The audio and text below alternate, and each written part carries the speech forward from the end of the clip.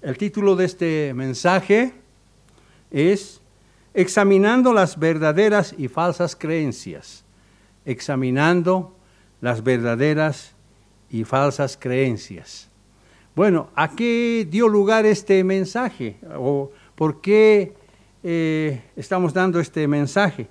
Bueno, la semana pasada, ustedes se acordarán, el 31 de octubre y el 1 de noviembre, el mundo católico sobre todo estuvo celebrando el llamado Día de Todos Santos, o también llamado el Día de los Difuntos, donde de acuerdo a sus creencias, las almas de los difuntos descienden del cielo para volver a la tierra por un lapso de 24 horas y luego retornan al cielo.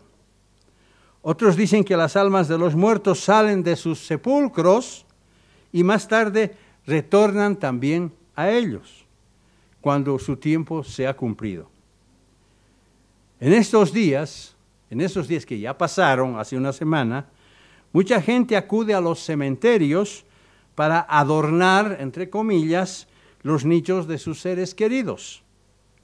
Otros comen y beben al lado de los sepulcros y la mayoría preparan mesas en sus casas con variedades de alimentos, masitas, etcétera, que gustaban al difunto en vida. Eso hacen en esta temporada y mucha gente se va a ello. Prueba de ello es que mucha gente, también jóvenes, personas así, visitan las casas, hacen sus rezos y entonces ellos reciben una porción de masitas, panes, etcétera, etcétera. Es una costumbre que el mundo la utiliza. Bueno, ahora yo me pregunto, ¿qué tan ciertas son esas creencias? ¿Qué tan ciertas son esas creencias? ¿Qué es lo que Dios piensa de ellas? Vamos a ver que no es muy difícil establecer que tales creencias solamente producto del paganismo, de la idolatría y de la herejía. Es decir, que están muy alejadas de la verdad, pero lamentablemente ya están muy enraizadas en nuestro medio y en los medios de todos los países, sobre todo de Latinoamérica y también de los Estados Unidos, y no sé, también me imagino en Europa. Y entonces, bueno, esas costumbres son difíciles ya de controlar.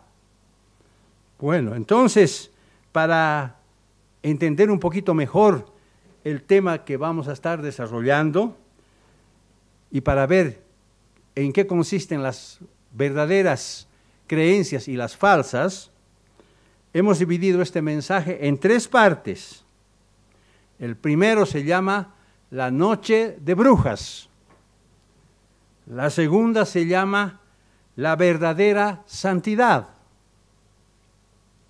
Y la tercera se llama La Teoría de la Inmortalidad del Alma. Repito, la primera se llama La Noche de Brujas. Hay un subtítulo ahí que Pablo les puede estar mencionando con La Noche de Brujas.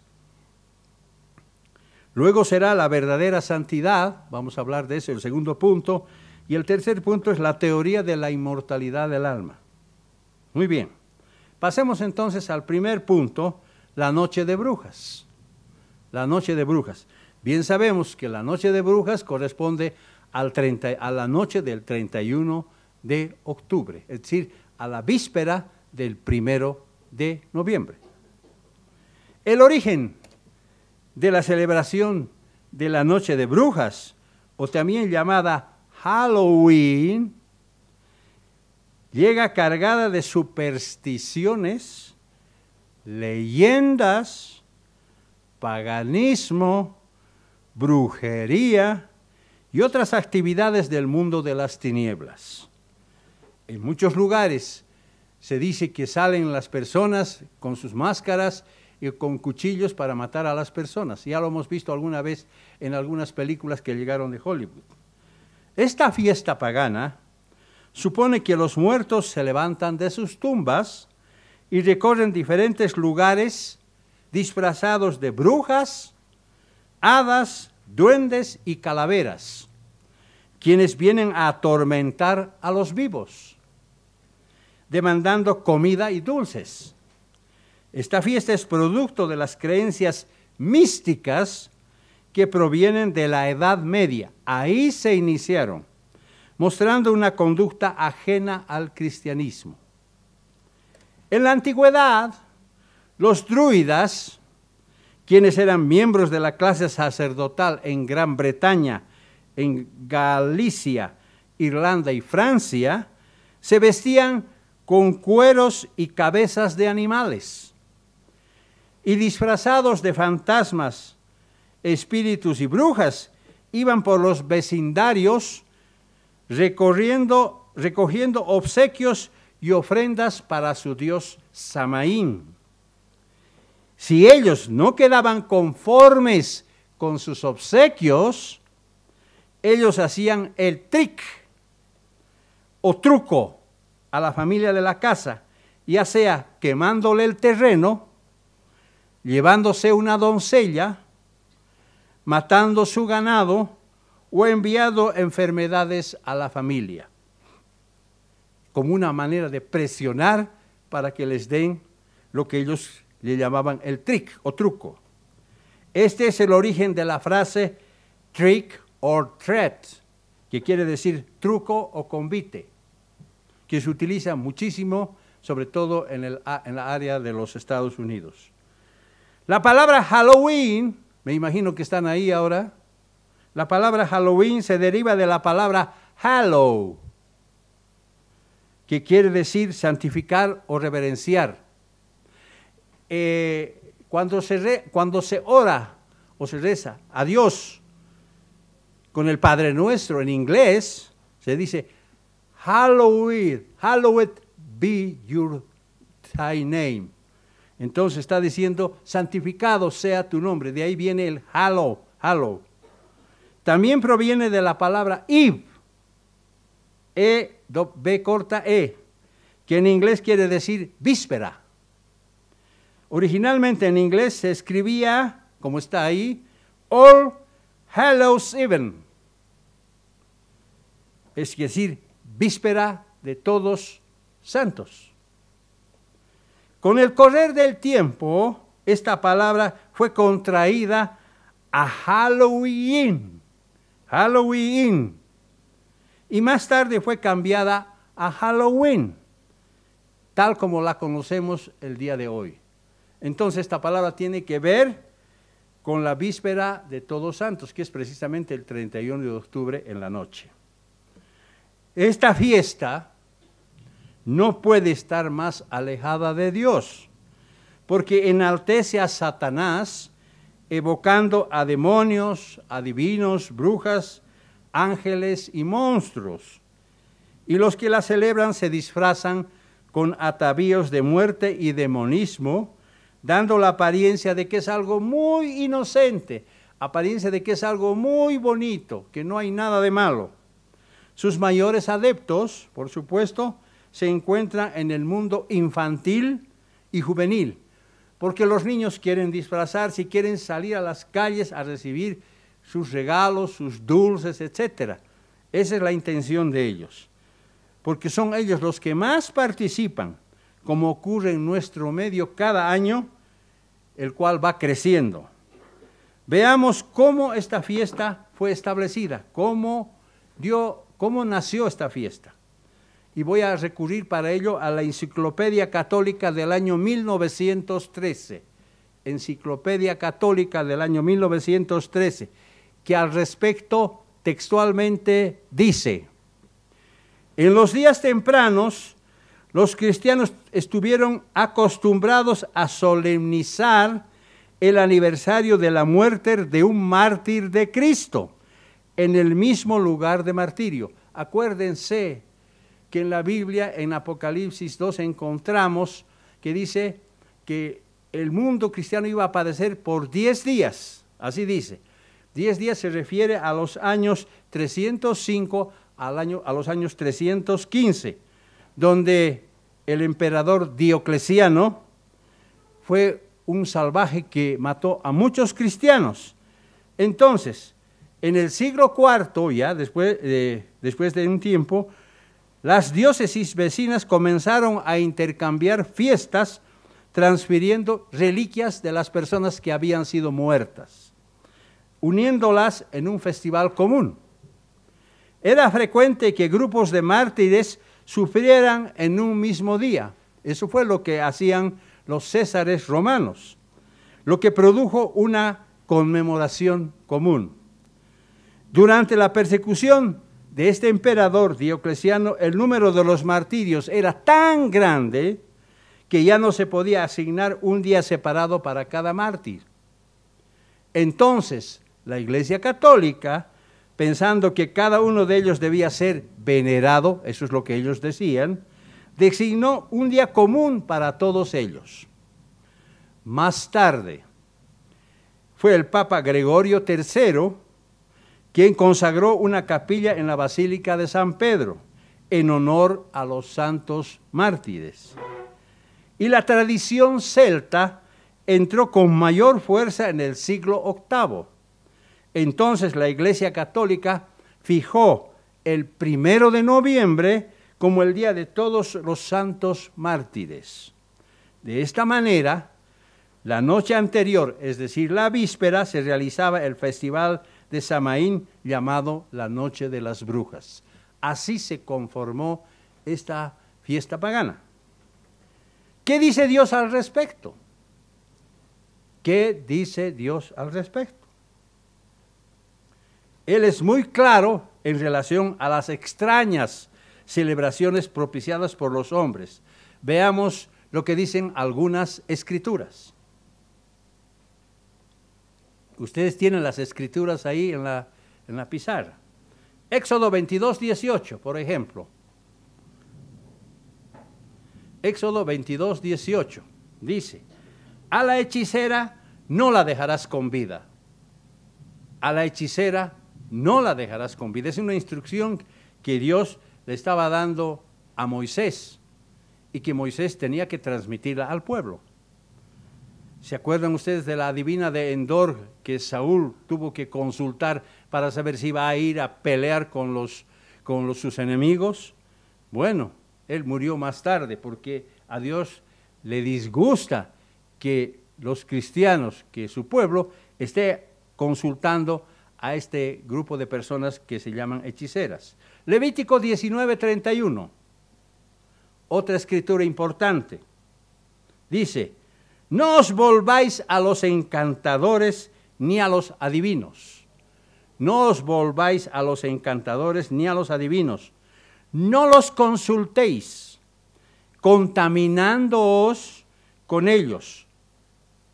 Y para que no quede duda, dice: yo, el Eterno, vuestro Dios. Es decir, cuando uno consulta estas cosas, se contamina espiritualmente. Y como ya nuestro hermano Wanderson dijo, nosotros no nos pertenecemos a nosotros mismos. Estamos dañando al espíritu, al templo de Dios vivo que somos nosotros. Entonces tenemos que tener mucho cuidado con estas cosas. Levítico 20, versículo 6 ahora. Levítico 20, versículo 6. Dice: la persona que preste atención a encantadores o adivinos para prostituirse detrás de ellos, yo pondré mi rostro contra tal persona y la eliminaré del pueblo. Qué interesante esta escritura. La eliminaré del pueblo. Dios va a separar a la persona que haga esto. Debemos tener nosotros mucho cuidado. Versículo 27. El hombre o la mujer que consulten espíritus de muertos o se entreguen a la adivinación, han de morir. Serán apedreados y su sangre caerá sobre ellos. Espíritus de muertos. ¿A qué se refiere? Eso se refiere a las sesiones de espiritismo. Nosotros no podemos participar de ello. Estos principios bíblicos continúan tan vigentes como lo estuvieron en la antigüedad. Deuteronomio capítulo 18, versículos 10 al 12. Deuteronomio 18, versículos 10 al 12. ¿Qué dice? Fíjense lo que dice. Aquí hay una instrucción bastante seria también. No sea hallado en ti quien haga pasar a su hijo o a su hija por el fuego, ni quien practique adivinación, ni agorero, ni sortilegio, ni hechicero, ni encantador, ni adivino, ni mago, ni quien consulte a los muertos. Aquí está hablando del espiritismo y también de la ouija. Hace unas semanas atrás vimos que unos estudiantes de un colegio en Santa Cruz hicieron sus consultas, hicieron su sesión de ouija y estuvieron muy afectados en su mente, no se podían controlar, estaban totalmente fuera de sí. Es muy peligroso pues hacer estas cosas. Versículo 12, da la razón Dios de por qué no se debe hacer eso, porque es abominable para el Eterno cualquiera que hace estas cosas. O sea, si nosotros hiciésemos eso, estaríamos cometiendo abominación para Dios. Sabiendo el apóstol Pablo que Dios prohíbe estas cosas, escribió lo siguiente, en 2 de Corintios 2:11. 2 de Corintios 2:11.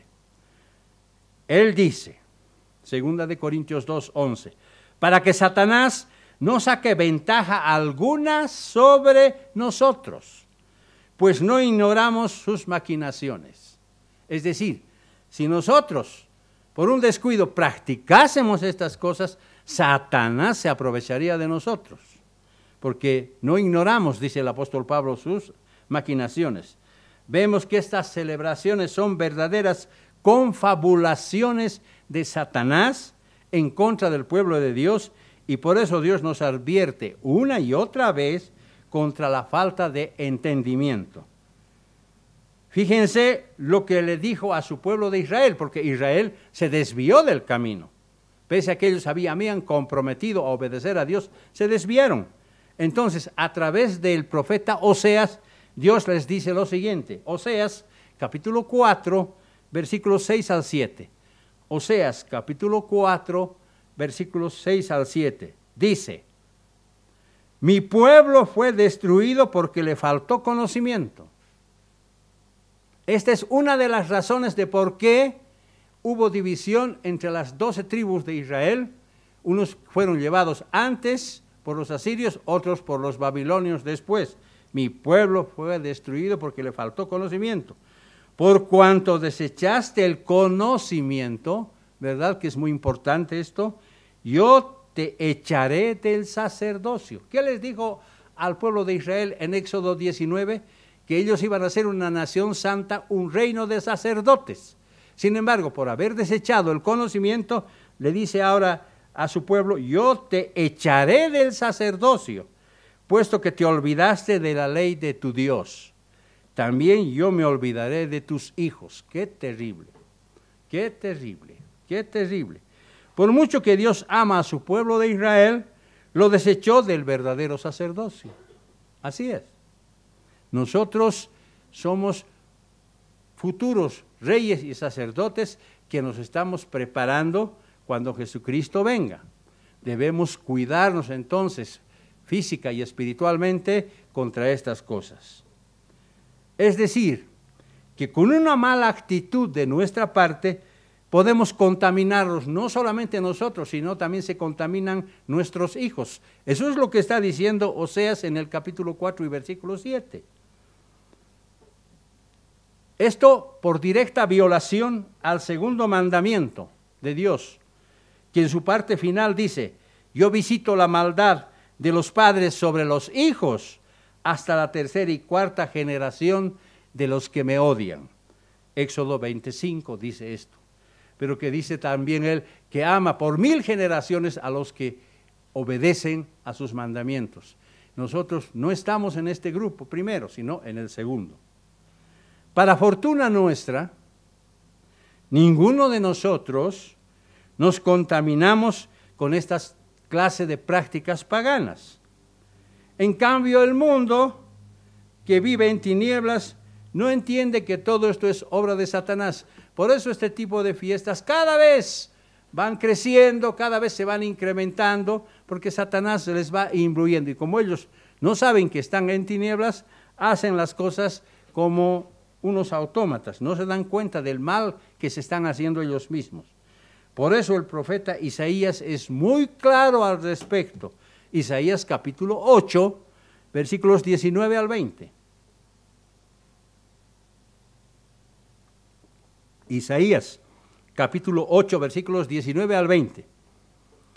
Fíjense lo que dice acá. Si os dicen, preguntad a los encantadores y a los adivinos que susurran hablando, responded, ¿no consultará el pueblo a su Dios? ¿Consultará a los muertos por los vivos? Eso es lo que el mundo hace, ¿verdad? Versículo 20. A la ley y al testimonio.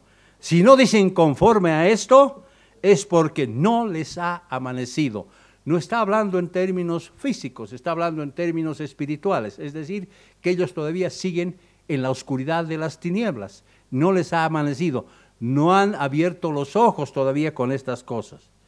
Por esa razón, el mundo continúa en medio de tinieblas, guiado por la mano de Satanás. Y por muy inocente que parezca esta fiesta, en realidad es, como ya dijimos, y la misma Biblia lo dice, una abominación para Dios. Muy bien, ese es el primer punto entonces que quería explicarles, la noche de brujas. Vamos al segundo punto. Segundo punto, que tiene que ver con la verdadera santidad. Y digo la verdadera santidad porque el mundo realmente está perdido. El mundo realmente está perdido, como lo vamos a ver ahora. El mundo siempre afirma, o casi siempre, para no ser tan exagerados, casi siempre afirma que cuando uno se muere, se vuelve santo y se va al cielo. ¡Ay, qué bonito era esta persona que se murió! Era muy bueno. Eso es lo que ellos creen. Sin embargo, la verdadera santidad es algo muy diferente de los que muchos de ellos creen. Básicamente, una persona o un lugar se hace santo, Dios lo hace santo, debido a la presencia de Dios en la persona o en el lugar. Tenemos un ejemplo precisamente con Moisés, cuando él subió al monte Sinaí. Éxodo capítulo 3, versículo 5. Éxodo capítulo 3, versículo 5. Fíjense lo que le dice Dios a Moisés. Y dijo, no te acerques, quita tu calzado de tus pies, porque el lugar en que tú estás, tierra santa es. Tierra santa es. ¿Por qué era tierra santa? Porque Dios estaba ahí. La presencia de Dios hizo que ese lugar sea santo. De la misma manera con nosotros. Nosotros que nos hemos convertido, que hemos hecho nuestro compromiso con Dios, somos morada del Espíritu Santo. Por tanto, no nos pertenecemos a nosotros mismos, somos morada del Espíritu Santo. Y al ser morada, estamos hablando de santidad del pueblo de Dios, ¿verdad? De manera similar, entonces, todos nosotros que nos hemos comprometido por el resto de nuestras vidas, lo único que hacemos es, en medio de la santidad, irnos perfeccionando, tal como lo dijo el apóstol Pablo en 2 de Corintios capítulo 7 y versículo 1. Vayamos allá, 2 de Corintios capítulo 7 y versículo 1. Fíjense lo que nosotros tenemos que hacer, cuál es nuestro trabajo, qué es lo que debemos hacer nosotros como miembros de la iglesia. Nosotros que somos templos vivos del Espíritu, ¿qué tenemos que hacer? 2 de Corintios 7:1 dice, así que, amados, puesto que tenemos tales promesas, limpiémonos de toda contaminación de carne y de espíritu. Obviamente no está hablando de espíritu en el buen sentido, sino de los espíritus malignos. Perfeccionando la santidad en el temor de Dios. O sea, nosotros tenemos que trabajar, esforzarnos, perfeccionando en la santidad en el temor de Dios. Pero ¿cómo podemos llegar a ser santos? ¿Cómo podemos llegar a ser santos? Dios dice, porque yo soy el eterno vuestro Dios. Vosotros, por tanto, os santificaréis y seréis santos, porque yo soy santo. Así que no contaminéis vuestras personas con ningún animal que se arrastra sobre la tierra. Levítico 11:44. Y también Levítico 19:2. Levítico 19:2 es otra escritura importante que nos está hablando acerca de la verdadera santidad. Dice, Levítico 19:2, habla a toda la congregación de los hijos de Israel y diles, santos seréis, porque santo soy yo, el eterno vuestro Dios. Es decir, no puede Dios morar con su pueblo si el pueblo no adquiere la santidad de Dios. Eso es lo que Dios nos está diciendo. Debemos entender entonces las razones de Dios para la santidad de su pueblo. Levítico capítulo 20, versículo 26. Levítico capítulo 20, versículo 26. Fíjense lo que dice acá en Levítico 20, 26. Habéis pues de serme santos. Dios continuamente nos está aconsejando, continuamente nos está diciendo esto. Habéis pues de serme santos, porque yo, el Eterno, soy santo. Y os he apartado de los pueblos para que seáis míos. Ya no nos pertenecemos a nosotros mismos. Ya somos de Dios. Eso es, cantamos, hay un himno que algún sábado cantamos. Somos de Dios, ¿verdad? Eso es. Entonces, si somos de Dios, tenemos que mantenernos sin mancilla con las cosas que ocurren en este mundo. Versículo para que seáis míos. La única manera de alcanzar el reino es a través de la santidad. Alguien puede decir, mire, yo voy a llegar al reino. Yo quiero llegar al reino. Pero si usted no alcanza la santidad de Dios, no va a estar en el reino de Dios. Dios no puede morar con una persona que no sea santa. Y lo vamos a leer una escritura que dice claramente esto. Primera de Pedro, capítulo 1, versículos 15 al 16. Primera de Pedro, capítulo 1, versículos 15 al 16. Fíjense lo que dice el apóstol Pedro. Sino como aquel que os llamó es santo, sed también vosotros santos en toda vuestra manera de vivir, cuidándonos de no cometer errores, cuidándonos de no caer, de no resbalar, de no cometer cosas inmundas. Versículo 16, porque escrito está, sed santos porque yo soy santo. Aquí está extrayendo el apóstol Pedro una escritura del Antiguo Testamento que ya leímos. Pero exactamente, ¿qué es la santidad? Exactamente, ¿qué es la santidad? Necesitamos definir la palabra santo o santificado, que a menudo se interpretan en sentido de justo y puro. Eso es lo que significa en primera instancia. Santo o santificado significa justo o puro, algo puro que no está contaminado. Pero el concepto básico de la palabra hebrea Kodesh, que se deriva de la palabra santidad, significa dedicado, sagrado y consagrado. Entonces, si nosotros tenemos que perfeccionarnos en la santidad, tenemos que estar dedicados, tenemos que estar sagrados a Dios y consagrados a su voluntad. Esa es la manera como nosotros podemos adquirir lo que es la santidad. Cada uno de los sustantivos, adjetivos y verbos de esta raíz expresan las mismas ideas con un mismo propósito específico. Un estudio de la forma en que se utilizan estas palabras ayuda a consolidar el concepto de la santidad que utiliza la Biblia. El concepto de santidad debe estar muy claro para nosotros. Por supuesto, no discutimos, sino que sabemos que el más alto concepto de la santidad pertenece solamente a Dios. Como nos dice Isaías en el capítulo 6 y versículo 3, y también Apocalipsis en el capítulo 15 y versículo 4. Y también se aplica este mismo concepto a los cristianos que viven consagrados, ahí está, al servicio de Dios en la medida en que se someten a su voluntad.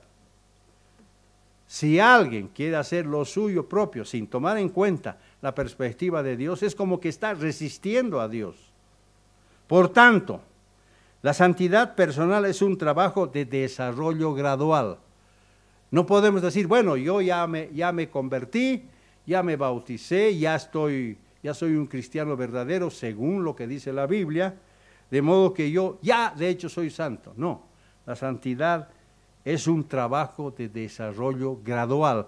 Tenemos que irnos perfeccionando en la santidad, en el temor de Dios, como dice 2 de Corintios 7:1. Se realiza esto a través de muchas pruebas y obstáculos, por supuesto. Muchas pruebas y obstáculos.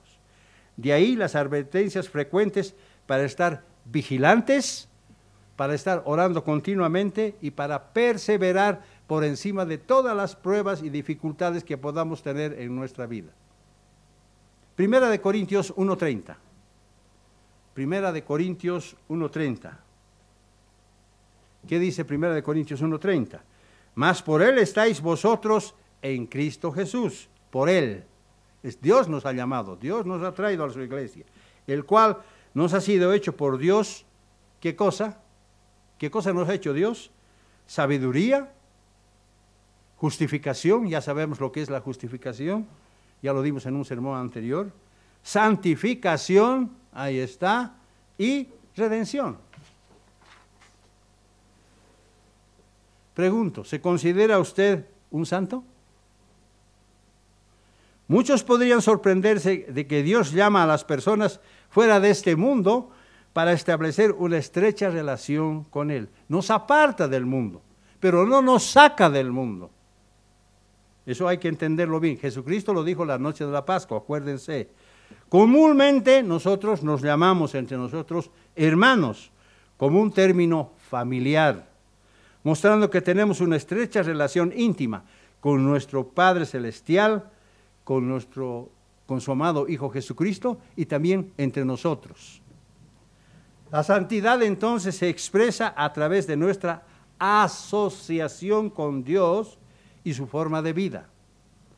Vivir nuestra vida amando a Dios y al prójimo es una incesante búsqueda que nos aleja de una vida egoísta y narcisista, cambiando nuestro enfoque.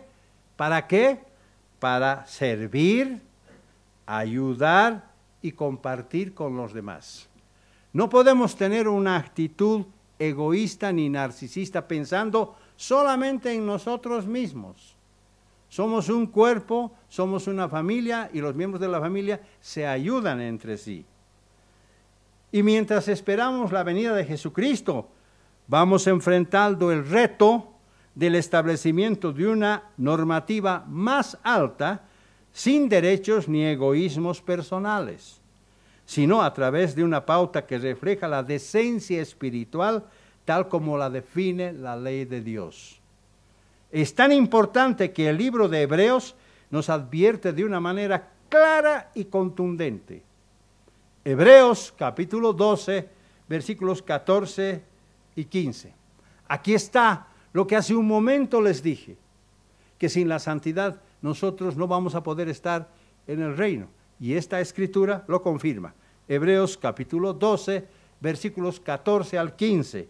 Dice, seguid la paz con todos y la santidad, sin la cual nadie verá al Señor.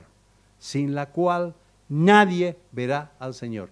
Es más claro, yo creo que es agua nomás ya. Ya no podemos discutir esto. Sin la santidad no vamos a estar en el reino. Versículo 15. Mirad bien, no sea que alguno deje de alcanzar la gracia de Dios, que brotando alguna raíz de amargura os estorbe y por ella muchos sean contaminados. Examinando entonces estos conceptos desde el punto de vista del día llamado Todos Santos, nos damos cuenta que la verdadera santidad no está plagada de rebeldía y de caprichos, porque los pensamientos y acciones tienden a reflejar la santidad de Dios, apropiada para el comportamiento de un rey y sacerdote potencial, según el orden de Melquisedec, porque eso es lo que estamos. Nos estamos preparando para ser reyes y sacerdotes. Por tanto, el concepto mundano de que el día de Todos Santos las almas de los muertos salen de sus sepulcros o que bajan del cielo no tiene sentido para Dios. No tiene sentido. Porque primero, los difuntos continúan durmiendo en sus sepulcros. Y segundo, porque la gran mayoría de ellos murió sin conocer a Dios y sin saber siquiera lo que es la verdadera santidad. Porque no fueron llamados, excepto pocos.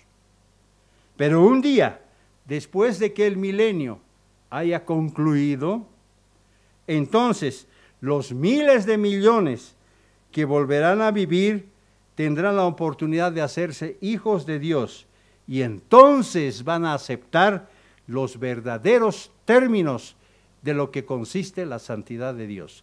Ahí ellos van a conocer y ahí se van a dar cuenta que la santidad que les ofrecerá Dios es muy diferente al concepto que tenían en esta época. Ese es el segundo punto que quería hablarles acerca de la santidad. Ahora ya tenemos muy claro este concepto. Tercer punto, la teoría de la inmortalidad del alma. La teoría de la inmortalidad del alma.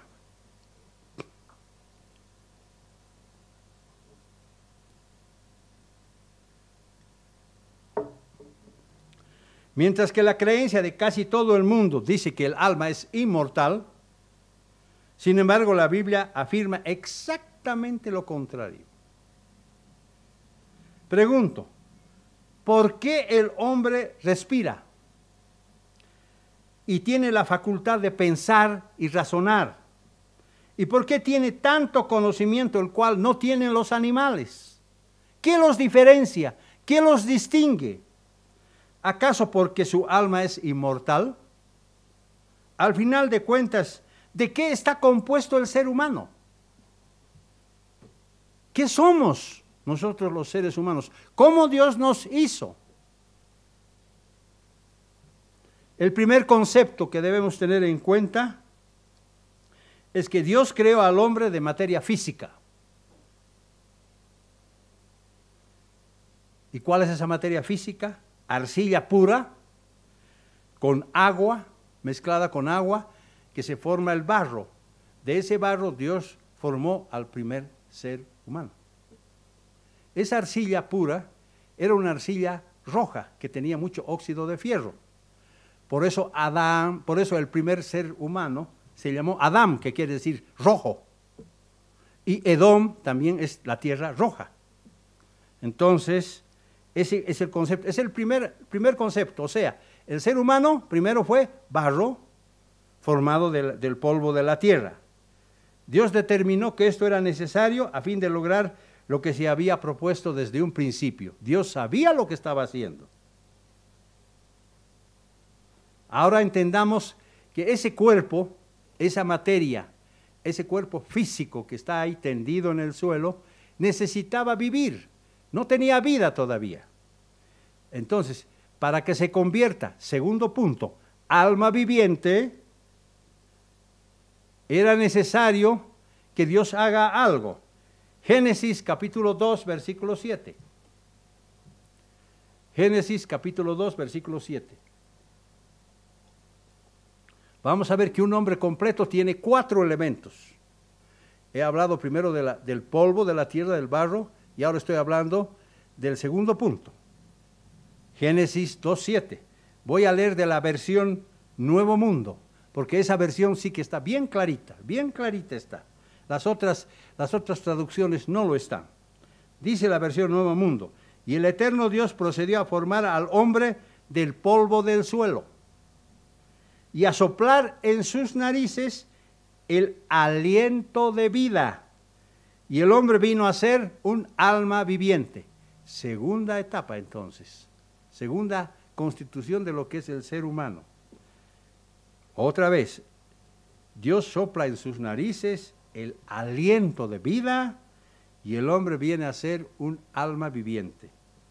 La palabra aliento en el hebreo es neshama, neshama, que significa aliento vital, inspiración divina, soplo, vida, hálito y alma. Todo eso significa neshama, el aliento. Por tanto, el aliento de vida convirtió al polvo del suelo en un ser vivo. Lo convirtió a la tierra, al polvo del suelo, en un ser vivo. En el griego alma es pnoe, que prácticamente significa lo mismo. Es decir, que el hombre fue formado físicamente del polvo de la tierra, o sea, del barro, y al recibir el aliento de parte de Dios, automáticamente se convirtió en un ser viviente. La palabra alma en el hebreo es nefesh, que significa simplemente una criatura que respira y que tiene vitalidad. Eso es nefesh. El primer capítulo de Génesis emplea esta misma palabra nefesh en relación a los animales como seres vivientes. Aquí quiero dejar muy en claro un concepto que tal vez no esté claro para algunos. Tanto el ser humano que recibió el aliento de vida, también ocurrió lo mismo con los animales. Ellos también recibieron el aliento de vida, de modo que los animales también son seres vivientes igual que el ser humano. Esto se encuentra en Génesis capítulo 1, versículos 20 al 21 y versículo 24. Ustedes lo pueden leer ahí. Es decir, que ellos son también seres vivientes según su género. Según su género. Pero ahí terminó con los animales. En cambio, con el hombre, no. Hay algo que distingue al ser humano de los animales. Por tanto, si el hombre es materia y al recibir aliento de vida Dios lo hizo un alma viviente, quiere decir que también puede morir. Esto queda demostrado en el siguiente pasaje bíblico. Ezequiel capítulo 18, versículo 4. Ezequiel capítulo 18, versículo 4. Aquí el profeta no es el que está hablando por boca de Dios. Ezequiel 18, versículo 4. En realidad hay dos pasajes, el versículo 4 y el versículo 20, que dicen exactamente lo mismo. Dice, he aquí que todas las almas son mías. ¿Quién está hablando? Dios. Todas las almas son mías. ¿Por qué? Porque Él les infundió aliento de vida. Como el alma del Padre, así el alma del Hijo es mía. El alma que pecare, esa morirá. ¿Puede morir el alma? Claro. ¿Es el alma inmortal? Por supuesto que no. Lo mismo afirma el versículo 20, como ya dijimos. Entonces, ¿qué pasa cuando el hombre muere? ¿Qué pasa cuando el hombre muere? Cuando el hombre muere, su aliento de vida le es quitado y poco a poco se convierte en polvo a través del tiempo una vez más. O sea, de donde salió, vuelve ahí mismo. Así como Dios le otorgó al hombre el alma, o sea, el aliento de vida, eso es el alma, así también Dios puede removerlo y de hecho Él lo hace. Eclesiastés capítulo 3, versículos 20 al 21. Eclesiastés capítulo 3, versículos 20 al 21. Estoy dando escrituras muy importantes, que sería bueno que ustedes las repasen, que sería bueno que ustedes las marquen en sus Biblias, porque son escrituras importantísimas, que nos están aclarando el tema. Voy a leer Eclesiastés 3, 20 al 21 de la versión Nácar Colunga. Nácar Colunga. Dice, unos y otras van al mismo lugar. Todos han salido del mismo polvo y al polvo vuelven todos. Ahí está. Ahí está. Versículo 21. ¿Quién sabe si el hálito del hombre sube arriba y el de la bestia baja abajo a la tierra? Esto demuestra que los animales son seres vivientes también en su género. En su género. Salmos 104, versículo 29. Salmos 104, versículo 29.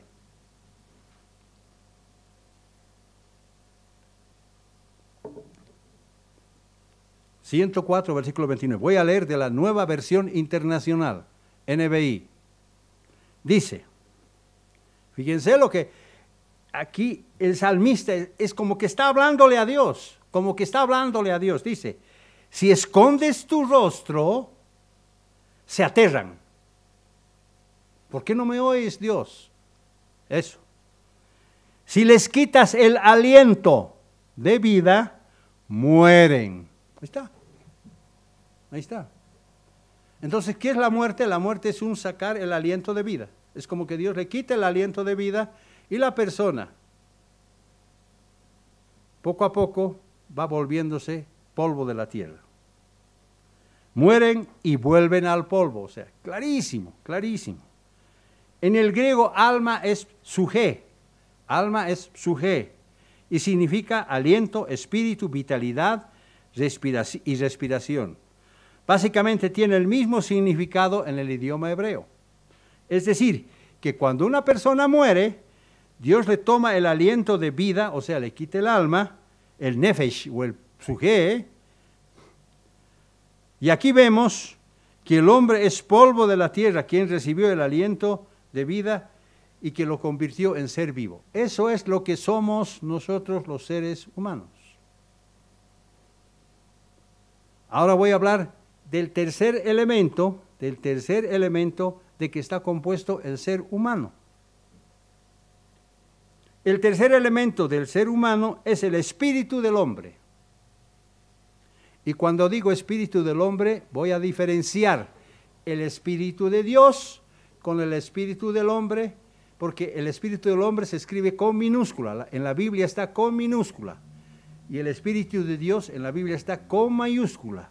De modo que así sabemos de qué espíritu, de qué clase de espíritu estamos hablando. Veamos algunas escrituras que nos aclaran el concepto cuando el hombre muere. Eclesiastés capítulo 12 y versículo 7. Estos son aspectos básicos, son conceptos básicos. Por eso lo he puesto yo así, en la forma como les estoy dando, para que ustedes tengan tiempo de anotarlo, etcétera, porque es importante. De hecho, el mundo no lo sabe, pero en las escrituras están ahí, pero no lo entienden.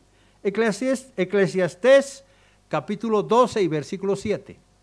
Eclesiastés capítulo 12 y versículo 7. ¿Qué dice Eclesiastés 12, 7? Y el polvo vuelva a la tierra, como era, y el espíritu vuelva a Dios que lo dio. Espíritu está con minúscula, ¿verdad? Está con minúscula. Por tanto, el espíritu humano vuelve a Dios que lo dio. Es decir, que cuando se cumplen los días de la existencia de un ser humano, este deja de tener vida, o sea, le quita el alma, y luego Dios toma para sí el espíritu humano y el hombre vuelve al polvo de la tierra. Clarísimo. El espíritu humano se va en el momento de la muerte.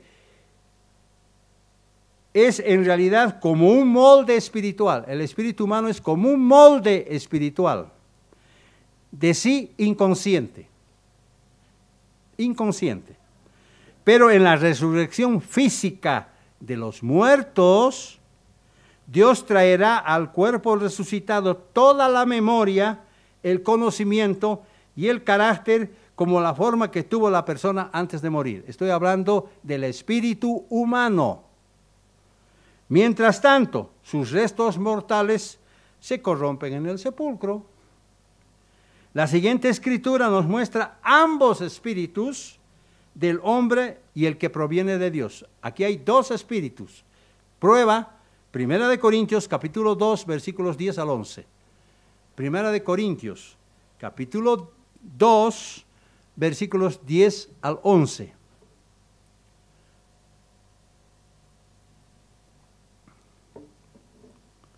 Fíjense lo que dice este pasaje, muy importante, porque aquí están los dos espíritus, los dos, el del hombre y el de Dios. Dice, pero Dios nos la reveló a nosotros por el Espíritu.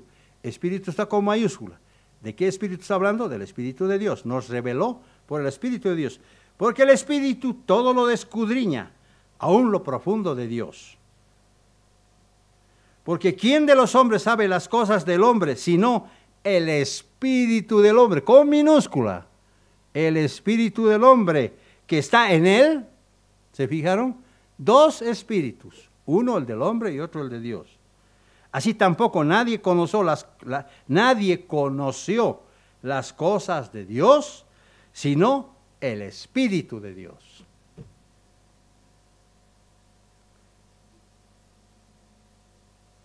Es muy importante entender estos conceptos. Por supuesto que el Espíritu Santo de Dios es muy superior al del espíritu humano, por supuesto. Y gracias al espíritu del hombre, fíjense ahora el beneficio. ¿Cómo Dios hizo esto? Por una razón poderosa. Aquí está la razón.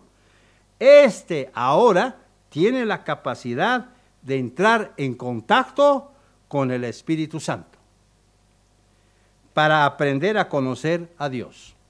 Si no tuviéramos el espíritu humano, no podríamos conocer a Dios. No podríamos. Entonces, ¿cuál es la diferencia en un ser vivo, ser humano, y en un ser vivo animal? ¿Cuál es la diferencia?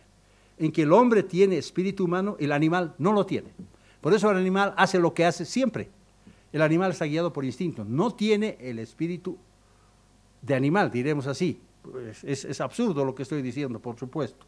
Solamente el hombre tiene el espíritu humano, el animal no. El animal es un alma viviente, nada más. Entonces, esa diferencia nos distingue de los animales. Por eso los animales hacen siempre lo mismo, nosotros no.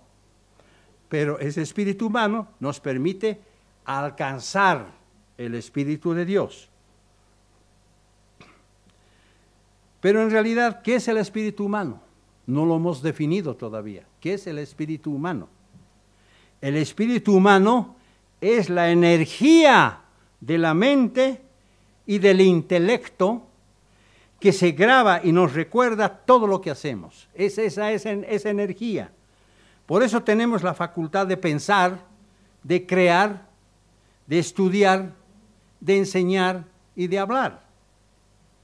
Y gracias a este espíritu, el cerebro ve por medio del ojo, oye por medio del oído, etc. Pero el espíritu humano en sí mismo no puede pensar. Necesita entrar en el ser vivo para trabajar, para obrar con la energía de nuestra mente. En cambio, el cerebro físico, gracias al espíritu humano, piensa. Jesucristo nos dejó una interesante escritura que se encuentra en Mateo capítulo 10, versículo 28.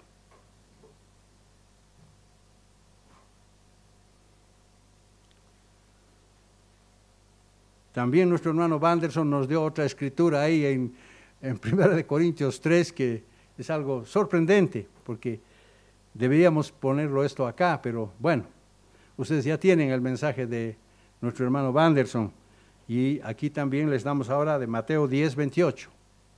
Escrituras claves para nosotros. Dice Mateo 10, 28, no temáis a los que matan el cuerpo, o sea, lo físico, mas el alma no pueden matar. Temed más bien a aquel que puede destruir el alma y el cuerpo en el infierno.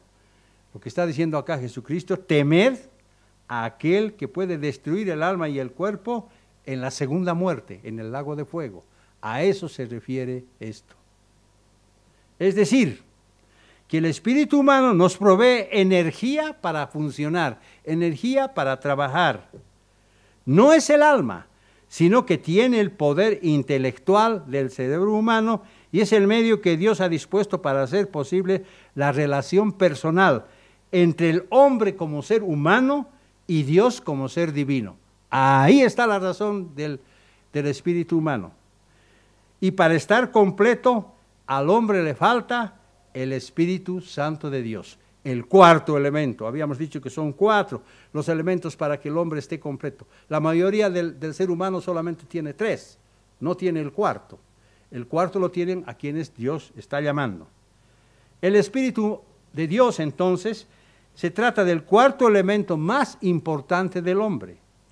Por eso, cuando Dios llama y el hombre se arrepiente y se bautiza, Dios le otorga las arras de su Santo Espíritu y entonces el hombre, el ser humano, se convierte en un hijo engendrado de Dios. Y a partir de entonces cuenta con la facultad de escudriñar lo profundo de Dios. Ahora lo puede hacer. Por eso, cuando estudiamos la Biblia, la entendemos. Por eso, cuando leemos un pasaje, nos damos cuenta de qué está hablando la Biblia. ¿Por qué? Porque el Espíritu de Dios nos permite escudriñar las Escrituras y podemos llegar hasta lo profundo de Dios. Por esa razón, los mensajes son cada vez más profundos. ¿Por qué? Porque Dios nos va mostrando nuevas cosas. Porque a través del Espíritu Santo el hombre recibe la facultad de escudriñar las Escrituras. ¿Por qué? Porque ya tiene la mente de Dios. Eso es lo que tenemos cuando nos bautizamos y tenemos el Espíritu Santo de Dios. Tenemos la mente de Dios. Por eso entendemos que el hombre fue creado incompleto, porque si bien cuenta con el aliento de vida y el espíritu humano, aún le falta el Espíritu Santo para convertirse en un hijo de Dios, con el potencial de hacerse parte de su familia divina en el reino de Dios. He aquí una importantísima enseñanza. Veamos esta importantísima enseñanza. El mundo no cree en estas cosas, pese a que está escrito. Pero nosotros sí maduramos, pensamos y lo digerimos espiritualmente. Romanos capítulo 8 y versículo 9. Romanos capítulo 8 y versículo 9.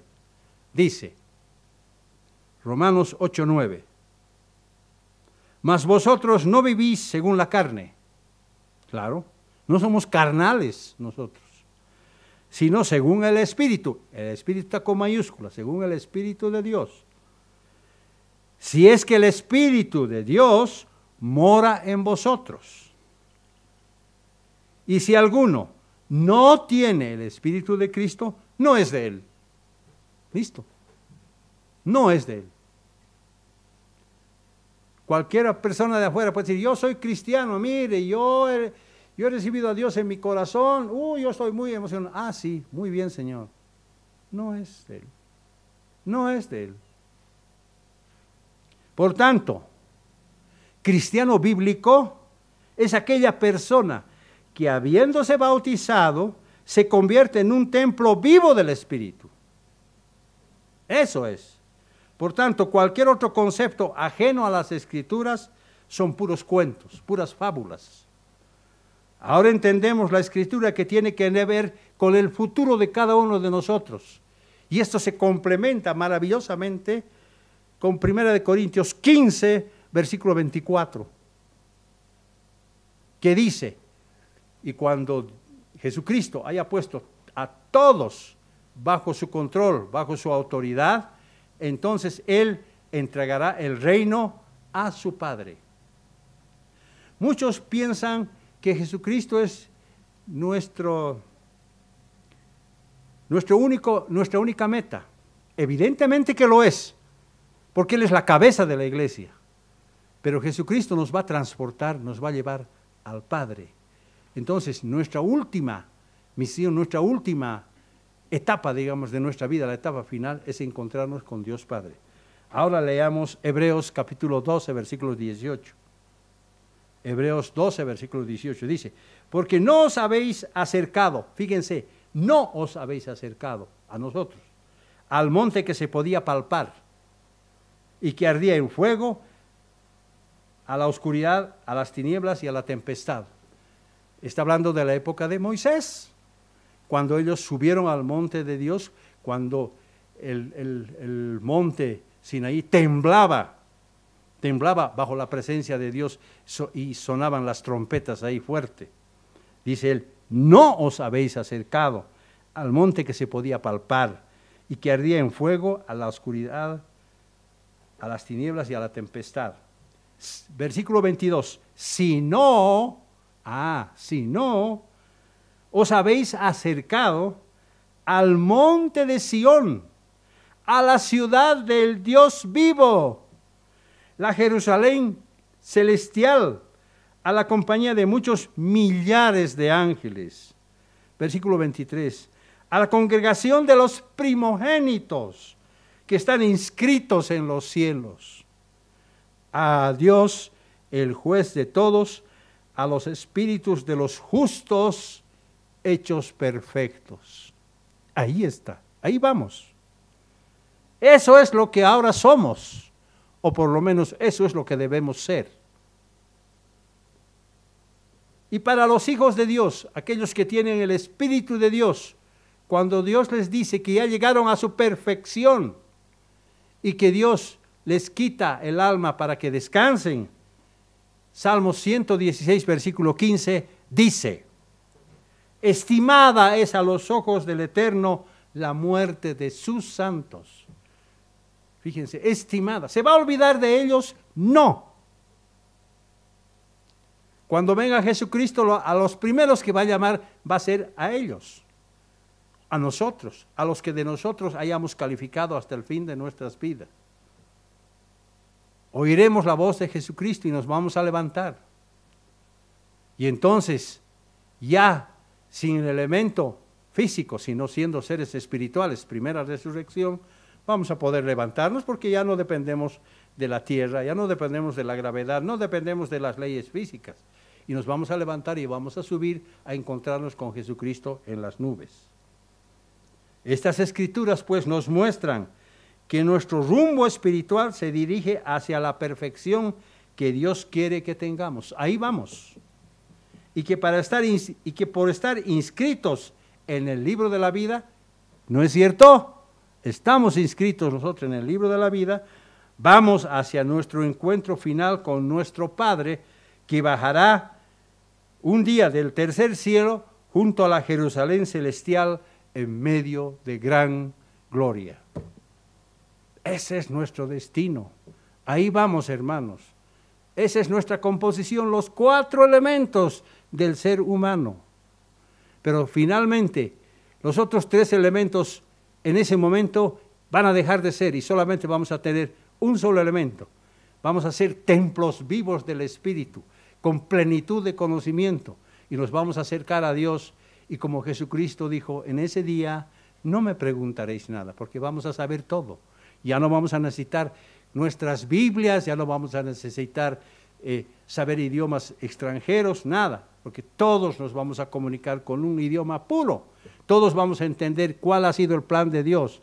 El regocijo de ese día va a ser extraordinario. Yo pienso que si fuéramos seres físicos, el corazón nos saldría por la boca de tanta emoción, pero vamos a ser seres espirituales. Por tanto, cuando una persona muere y pierde el aliento de vida, nos enseña que el alma es mortal.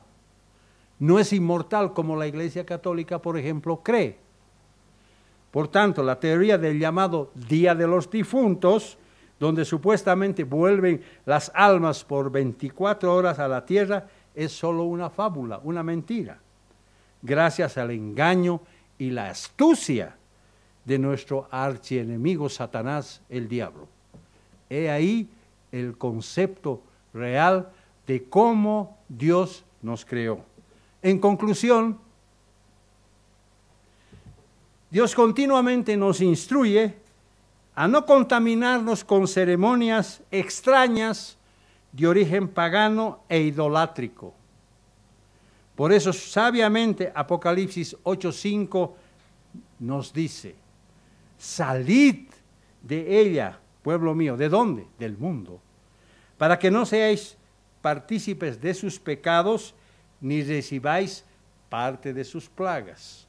Dios va a mandar a la tierra muchas plagas que están en el día del Eterno para castigar al ser humano, porque el ser humano no entiende otro idioma, no va a comprender, no se va a convertir. Sin embargo, Dios es paciente todavía. Mantengamos pues vivas estas enseñanzas de nuestro Dios en nuestras mentes, aprendiendo a meditar en cada una de ellas para ser finalmente merecedores del premio que Dios ha prometido a los que le aman y obedecen.